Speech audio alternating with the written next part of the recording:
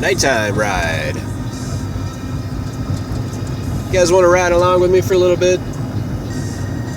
Maybe we'll talk about some stuff.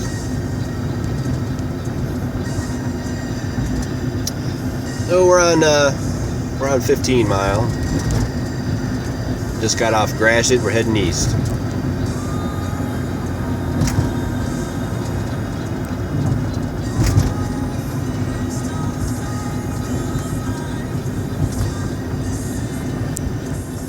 Anyway, this year, 2016, we're entrenched in all kinds of battles of stupid crap, and it's an election year.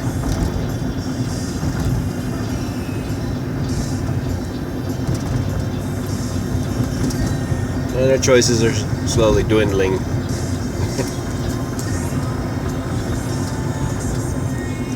I don't want to get into that too much, though. A lot of division going on. I've lost Facebook friends and battle with other people over, my opinion and their opinion, and it's after this year, I'm giving up on public politics. I'll have my own opinions, but not publicly anymore.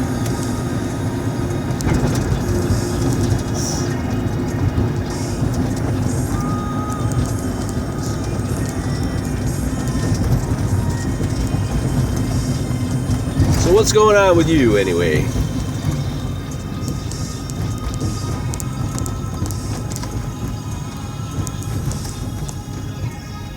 I'm just working a lot these days.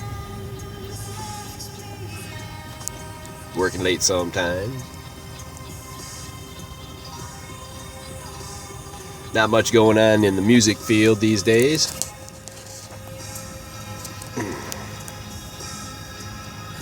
Last band I was in, Centenary.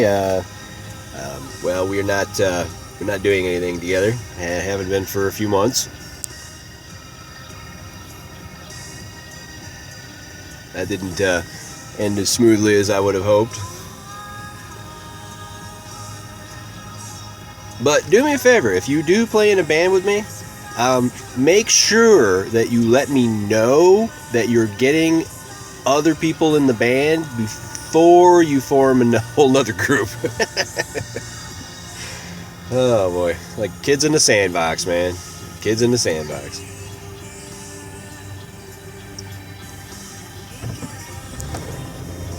Hopefully the radio isn't bleeding over too far into the phone recording. Just got my new phone, so hopefully this will be in high def when you see it.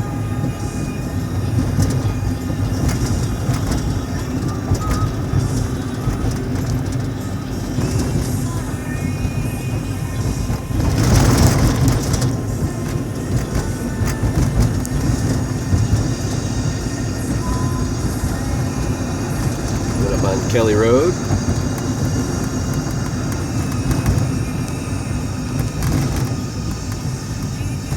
I think we'll just hit every single light on the way back to home.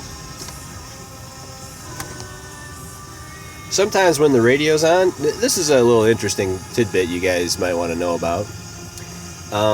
When you have the radio on, like I have right now, and it's kind of bleeding over into the music, you can hear the music, they say it's copyright infringement when you put it on YouTube. In certain countries like Germany, won't even let you watch the video because they say, nope, it's copyright infringement. I had this happen when I was putting a home video up for a friend of mine. Two friends of mine on the home video, two old friends of mine had passed away, and we wanted to hear their voices again, and it was just a little phone video that my one friend's girlfriend had taken around Christmas time, and everybody's just hanging out and partying and having a good time, and the people that we wanted to see were Dan Forrester and Tim Kohler. Tim died early 2012, January 2012, and he's been gone for a few years now. And Big Dan Forrester's been gone even longer than Tim. He's been gone, I don't know how long he's been gone now. I think he died about 2010, maybe earlier than that. So anyway, we've got they're just recording a video for Christmas, and the radio's on. So everybody's partying, hanging out, whatever. And the video, somebody walks by the radio. And when they walk by the radio, it picks up a long, cool woman in a black dress by the Hollies. And of course, I didn't really think too much about it. And then I'm looking back on my stuff, and it says that this video is not available in some countries because of copyright infringement, and one of them is Germany. And I'm like, what? So, yes. So if you're posting those, your home videos from Christmas or party you might have or whatever, and you just happen to have the radio on, well, apparently that's some kind of copyright infringement, which I think is bull. It's like, look, those songs have been played on the radio every single day for my entire life, and you're going to tell me just because it bleeds into a video? I didn't make a music video for the Hollies, It just happened, they just happened to be on there. Let's cut across some Utica Road, why not?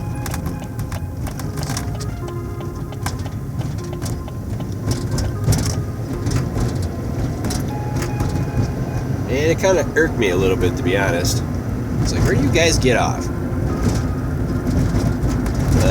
Everybody's like all worried about their copyright. It's like, look, I'm not giving out free copies of the Hollies records or tapes or CDs or MP3s or anything. It was literally like a 5-second or 10-second, part of the song, And then what's funny is if you click on there, it actually has a link to the song, so you can buy it from whoever owns it, Warner Brothers or whoever.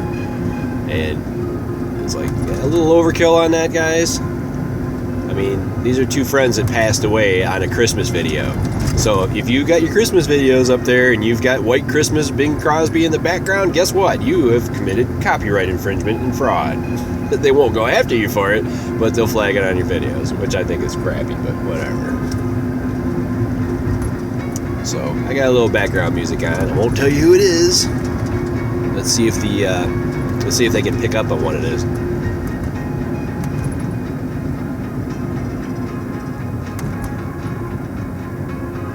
I like a little background music when I'm driving.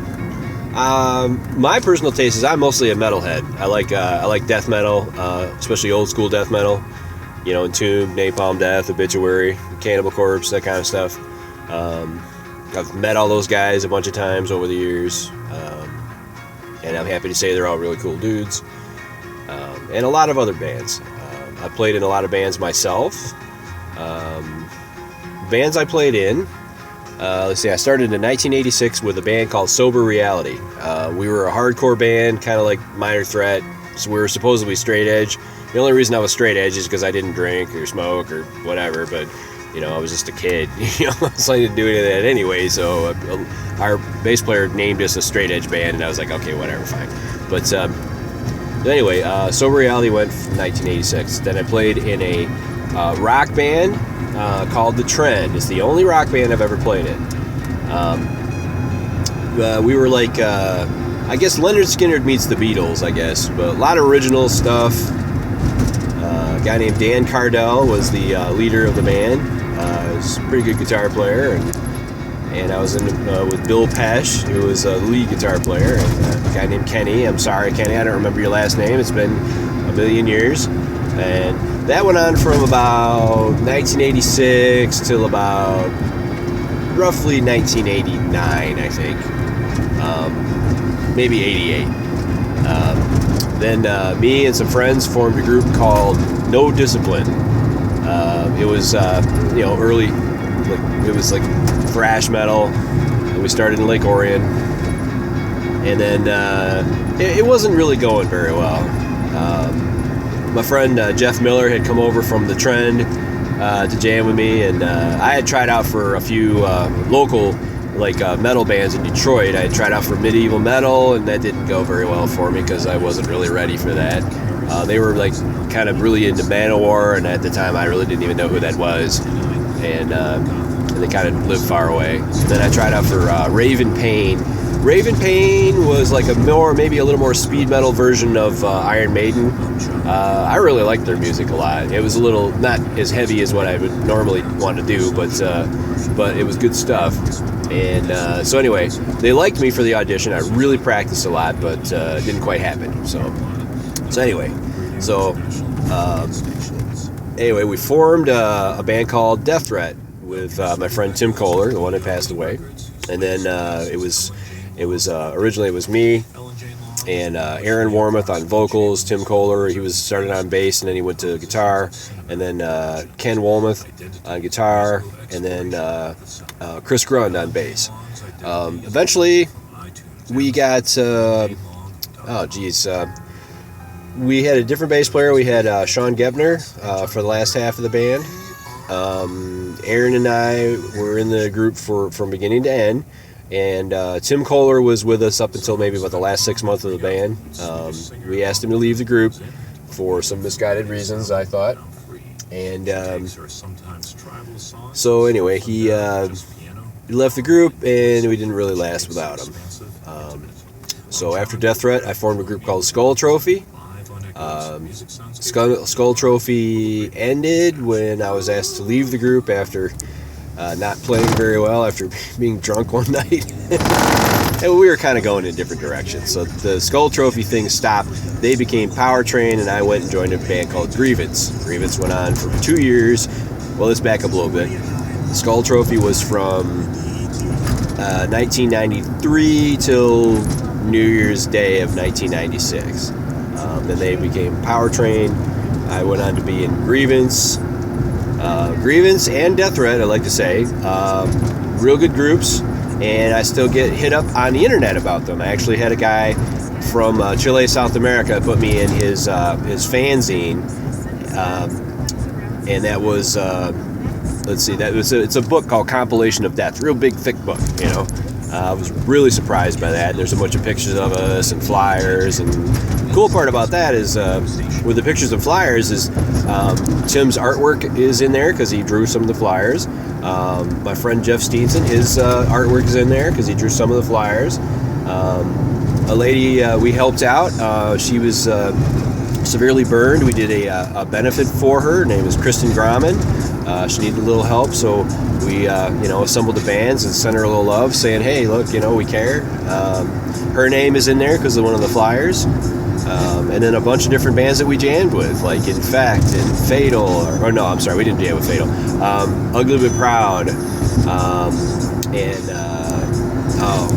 we opened for Suffocation, and we did a bunch of stuff. So anyway, let's catch up a little bit. So let's see, now we're at 1996. Yeah, 1996. Joined Grievance. Grievance went from 1996 till 1998.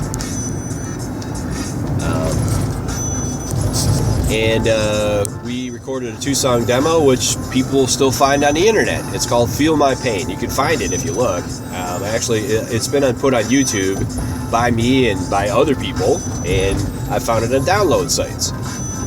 That's not the only one I found on download sites. I found, I have found Grievance's 2-song tape on download sites. I found Death Threat, our 4-song tape called The Support of Some is the Suffocation of Others. I have found that on multiple websites recently. I knew about Heavy Metal Rarities. I knew about the Encyclopedia Metallum. If you want, you can spell my name, Mike Reseigh, Reseigh, and you can look up my Encyclopedia Metallum, listing, and it has all the bands that I've mentioned, what year they were, and then different things.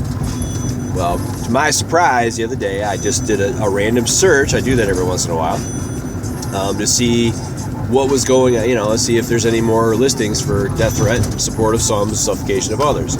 Turns out there is. I must have found 5 or 6 of them, and several of them I didn't even know about, including a Russian website that's listing us. That all stems from, a long time ago, people have been asking about my groups, and I decided to put them on MySpace when that was still going.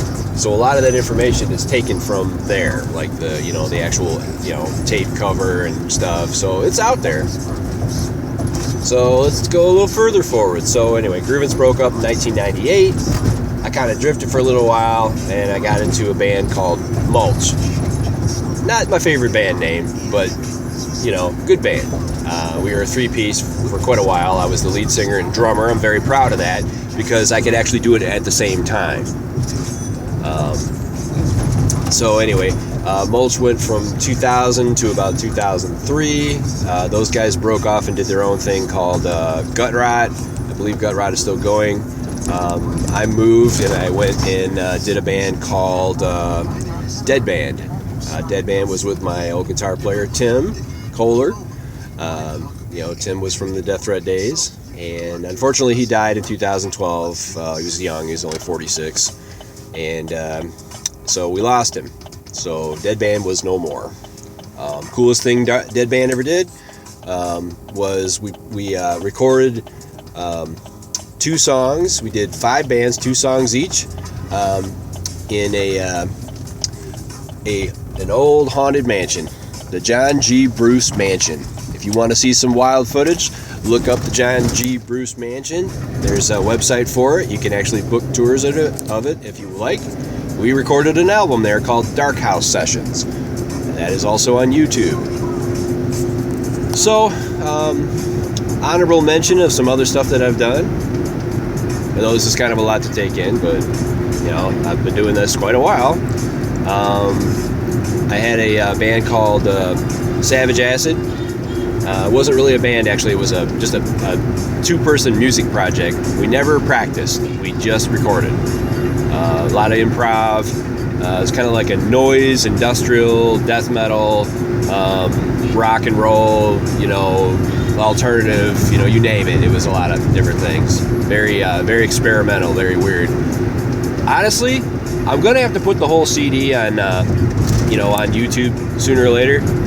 Maybe it'll find its audience someday. Nobody really got that project.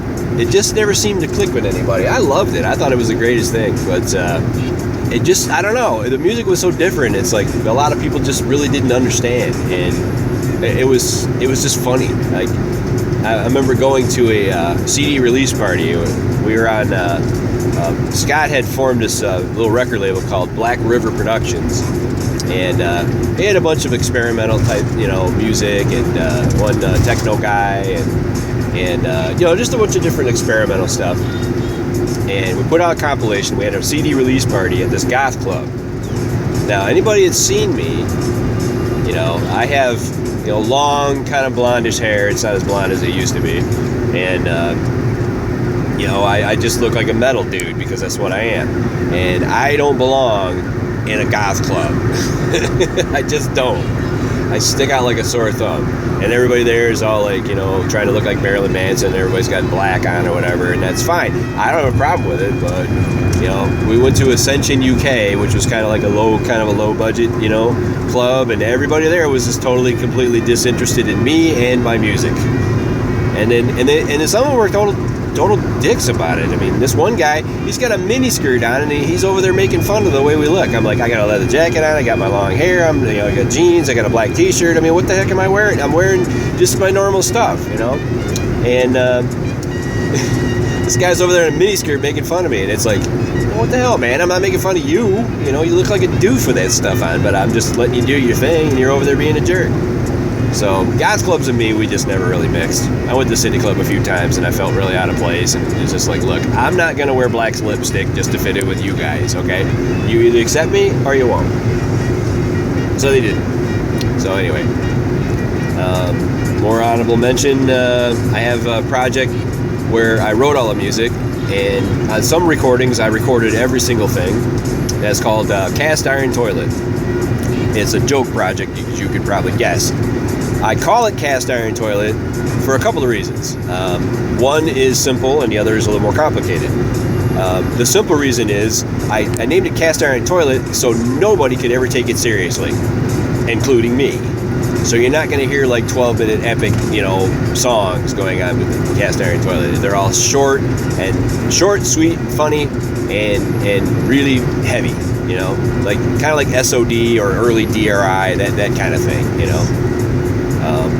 Tim Kohler actually recorded a bunch of songs with me, and he did the guitar and bass, and then I did the vocals and drums. But I wrote it, and he kind of sweetened it a bit with his better guitar playing than mine. So that's excuse me. So we got that, and then I got the Mike Rosé Noise Project. Mike Rosé Noise Project, I named it that so no one else would be held responsible. It's a bit of a chore to listen to. It's kind of hard to describe. It's like industrial noise craziness with occasional humor. Then what do we got? Well, we got Centenary. Me and a guy named Mike Bradley, we formed Centenary with several different members. He was the guitar player, I was the drummer. He insisted I not be the singer, and he's changed members a whole bunch of times. I was fine with him up until when he came to me at first. He didn't have anything. He didn't have a guitar, he didn't have a place to practice, he didn't have an amp. So he was kind of driving me crazy with wanting to practice every single Sunday, and what ended up happening is he went behind my back after I told him that I can't do every single Sunday, and that if he didn't like the way things were going, he could look for somebody else to play the drums. So that's exactly what he did. Unfortunately, he didn't tell me he was doing that, and I was a little upset about that. And then it took me a month and a half to get my amplifier back from him, and I'm still working on getting my bass back from his sister.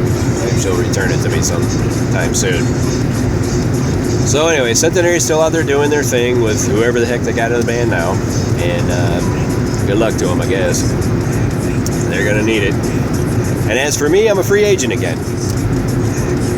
I'm not trying to toot my own horn, but I am a really good drummer, a really good metal drummer. Thrash, death metal, grindcore, punk, like punk style beats and stuff. That's my specialty. I do that. I don't normally play in hardcore bands because I have long hair and it doesn't seem to go over with that kind of crowd. Apparently you need to be bald to fit in with those guys, so I don't want to be bald, and I just don't really fit in with that.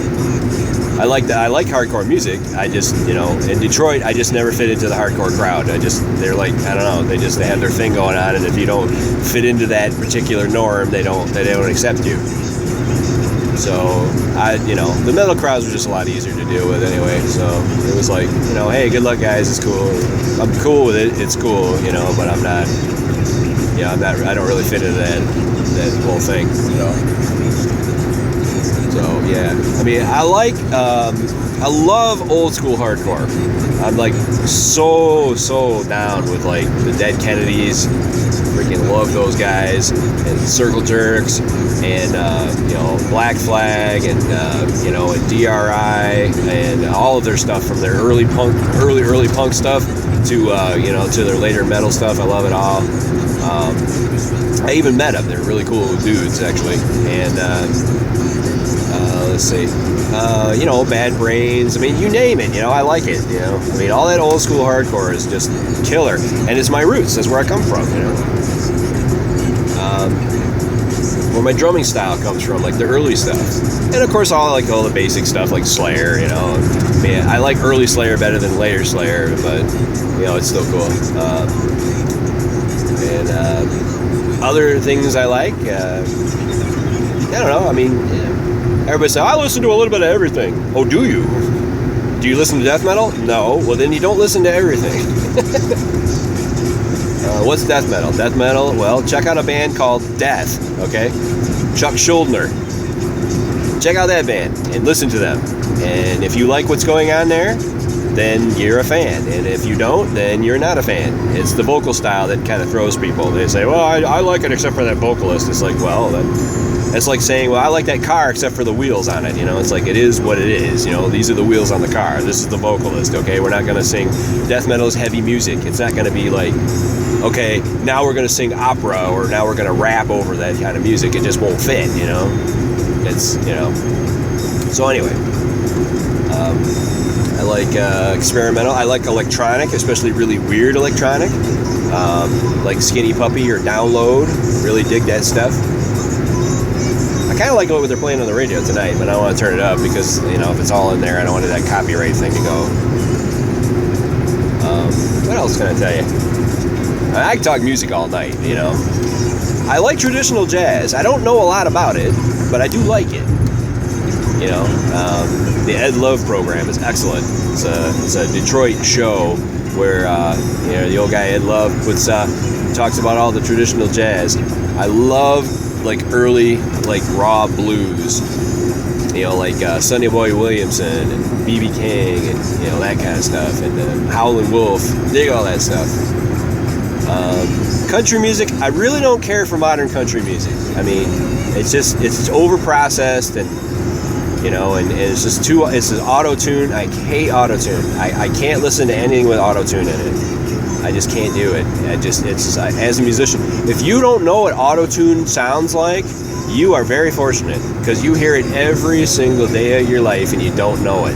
And to me, it's like nails on a chalkboard. I can't stand auto-tune, so that's why I don't like a lot of modern music. You know, like any of the modern country groups that come out. You know, any radio stuff. I can't do it. But you know, I'd be into like some Waylon Jennings or the Outlaws or the Highwaymen and Johnny Cash and, you know.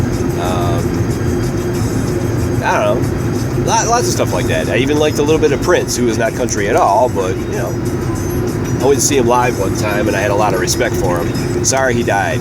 You know, that's a big waste, a waste of talent. Funny story about Prince. The reason why he changed his name to that symbol that everybody thought was so stupid, and so did I, is because his name was really Prince Rogers Nelson. That was his real name, and Sony EMI owned his legal name. So that would be like if, say, your name is Bob, and all of a sudden your name is legally owned by a corporation, and you can't put any music out or do anything under your own name because they own it. So he changed his name to a symbol that not only can you not pronounce, but on top of it, there's no font, so you can't print it. You have to draw it out every time. So it's literally like impossible to do anything with, like, legally, you know. So that I thought that was very clever on his part. And now that you know that, you probably do too. I went and saw him live a long time ago. I gotta be honest, I wasn't thrilled about the idea of going to see him, but I went. I had a girlfriend at the time who was really into him, and I figured, well, what the heck. And I gotta be honest, dude was good. I was very impressed. It was like, damn. It was like, well, okay then. Now I understand why. You know, I mean, I was never like the big fan, but hey, man, credit where credit is due. That guy was good. I mean, hands down, the dude was really good. I mean, guitar player, bass player, singer, dancer. The dude could do it all, and his stage show was phenomenal. And then, of course, he had Sheila E. On drums, and I don't know if you've ever seen her work on drums, but good Lord, that lady can jam. She is just one of the best drummers out there. Great drummer. You know, classical music, I like Mozart. You know, I don't know a lot about classical music. I think I'll get into it more when I'm older, but I do like it. Let's see, what else do I like? Okay, so we got death metal, traditional jazz, old school blues, old school hardcore. What else? Prince. I like all the classic rock, of course. You know, I grew up with it. Deep Purple, AC/DC, all the old stuff. You know, like all that stuff. Led Zeppelin. And every once in a while, I like a pop tune. Doesn't happen very often. There's this song by 21 Pilots called "Stressed Out." I don't know why I like that song. I cannot explain it. There's nothing in it that I would normally like, but for some reason I like it. Don't ask me why. I have no idea. You can hook me up to a lie detector test right now and be like, okay, tell me why you know it. I have no idea. And I thought by watching the music video I would like it even less, but I did. The music video was just so funny and just, I don't know, I liked it even more. I don't see me running out and buying their album anytime soon, but hey, what the heck, you know? Hey, I'll tell you what, talking about music beats the heck out of talking about, you know, politics. Well, I tell you, every time I talk about politics with my friends, I just get in, it seems like I want to get into it with them, you know, because we all got our different opinions on it, and it just never goes anywhere, you know. this election is about to kill me off. I swear I'm going to become an alcoholic. It's like, I swear, after the election year's over, I'm giving up public policy of politics, man. Facebook, whatever. I'm not even going to go there anymore. It's like, the way things are, all I'm going to say is this, the way things are looking, you don't like our current president, that's fine, that is your right.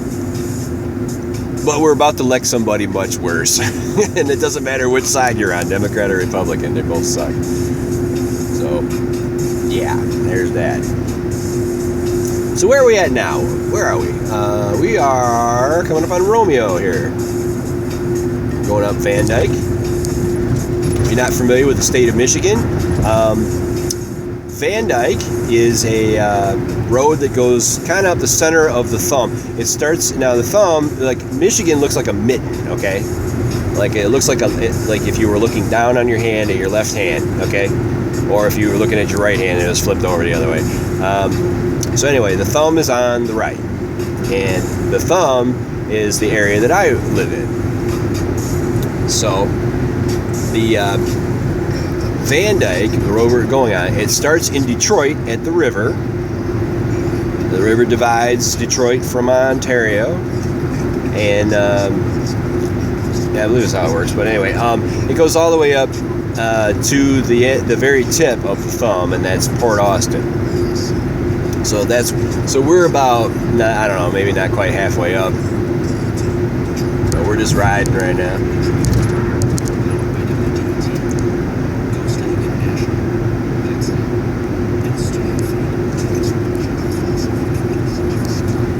Hopefully you can see the footage okay. Not much to see on this ride, but this ride is kind of basic anyway. It's just like trees and buildings and stuff, you know. It's not like some of the Blade rides or, you know, some of the Detroit rides. Or the Flint ride. I don't know what the heck, you guys. I'm you know, like, these nighttime ride things are, you know, inspired by Shay Woods on the Shay Show.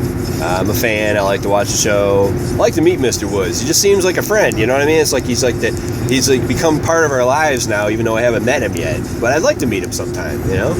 I mean, I talked to him on Facebook, you know, and I watch his videos and comment and stuff. And it's just, I don't know. It's just like, so he likes it. He does these ride videos around Detroit all the time. And he talks about his opinion. He has some fairly strong opinions about stuff. So the Shay Show is good. And he's got another one. Excuse me, I'm a little tired tonight. He's got another one called the Shay Show Real Talk. And Real Talk, a lot of times, he just tells you what he thinks about stuff. And he's pretty right on. I agree with him, I'd say at least 90% of the time. Maybe more.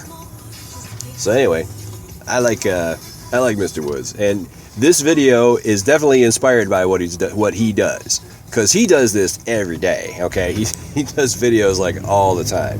It's mostly about rental properties and all of the ins and outs and craziness that go with that. And I might have mentioned this before in some of my other videos, but you know, why not? I mean, we give a shout out to the man, even though this is way into this video, but you might hear it.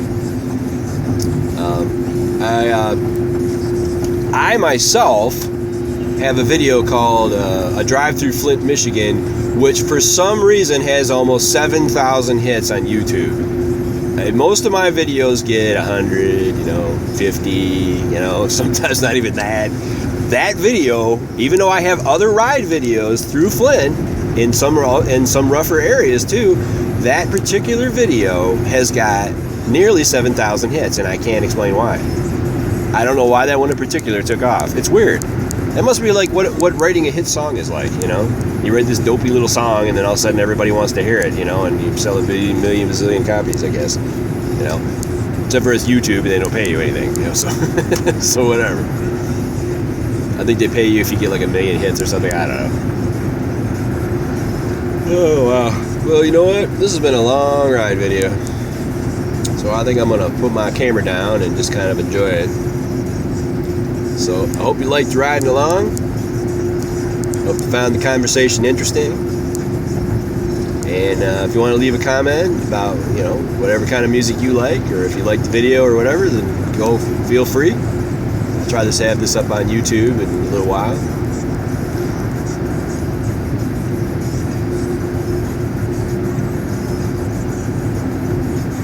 So you guys have a good night.